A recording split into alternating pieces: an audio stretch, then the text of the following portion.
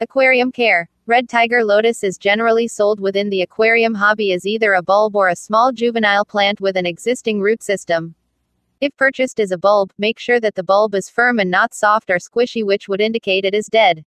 A good firm bulb can be planted about a third of the way into the aquarium substrate or simply place on top of the substrate, where it will begin to establish a root system and producing leaves. Do not bury the bulb too deep or completely covered by the substrate, as this will kill the plant. While the red tiger lotus can absorb nutrients and CO2 from the water column, it is primarily a root feeder and is best with a soil rich in iron. Additionally, once its leaves have reached the surface of the water, where it will take in atmospheric CO2. When kept in aquariums with plant substrates or dirt, the red tiger lotus will grow out extensive root systems and take in much of its nutrients through the roots.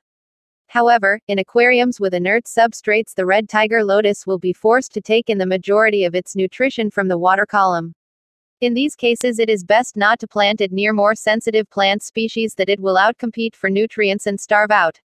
Oftentimes with this species, hobbyists find that its growth is too rapid, which is often the case in tanks with high-intensity lighting, use of liquid fertilizers and CO2. The two primary ways to slow down the growth of the red tiger lotus is to trim leaves before they reach the surface of the aquarium or constrain the roots so that they cannot spread into the whole substrate.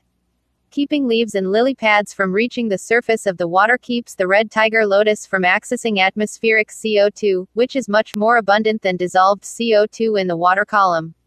Constraining the root system prevents the plant from accessing all the iron and nutrient-rich soil or plant substrate throughout the entire aquarium. Limiting both CO2 access and root growth controls the amount of fuel the plant has access to and thus controls the rate of growth of the plant.